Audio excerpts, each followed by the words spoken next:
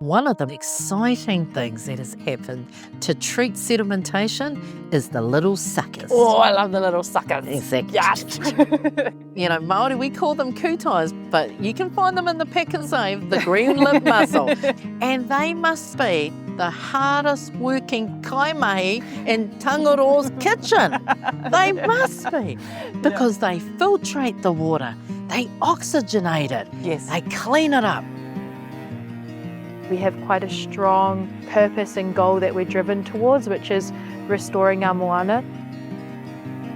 The Hauraki Gulf used to be a green lip carpet, but, you know, from the 1930s, could be earlier, all the way up until the 60s and 70s, we dredged it out. Yes. Yes. We dredged it I've heard out. the stories.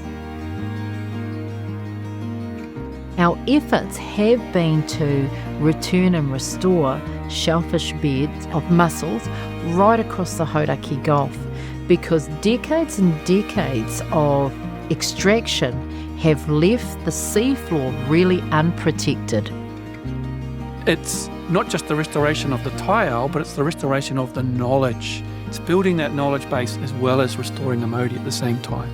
At Ngāti Manuhiri, we have what we call Te Ao Moana, which really illustrates and embodies that I am the ocean is me.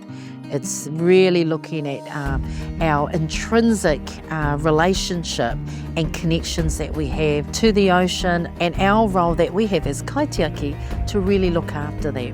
We need to restore the whole food webs, the substrate, the seafloor has to be in good nick in order for us to get the mussels to come back.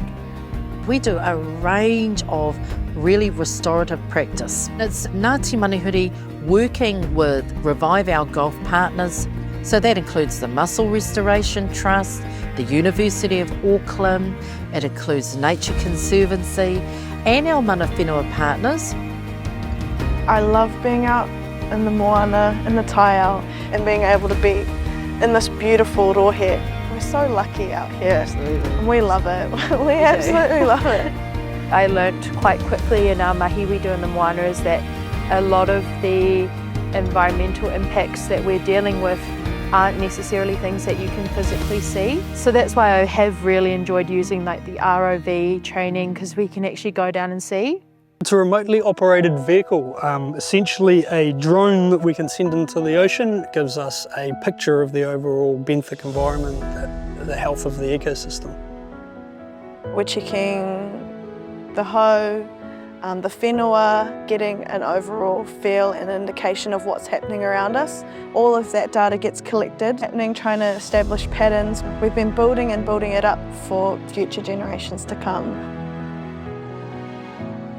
Some of the key things we would want to achieve is extending our ability to monitor. It's awesome to do it from a Māori lens. A lot of that kind of monitoring is from a Pākehā lens, which is beneficial, but kind of combining Māori and Pākehā lenses is what will be the key for us, you know, reviving our moana, reviving our whenua. We're seeing the healing that occurs through that, and to watch the rangatahi thrive and grow, you know, supported from the knowledge that's been shared with them, from the practices they've caught as much as they've been taught, and then picked it up and run with it, and challenge status quos, and make amazing discoveries, and prove that harbour scale restoration can actually happen. When I think about the Gulf, Te Moana Nui a Toi or Te Kapa, we are all part of a great big sea village. Everybody has different strengths and skills, but that adds to the overall beauty of what we do. If we're humble about the work that we do, then I think that's when you start to see the magic.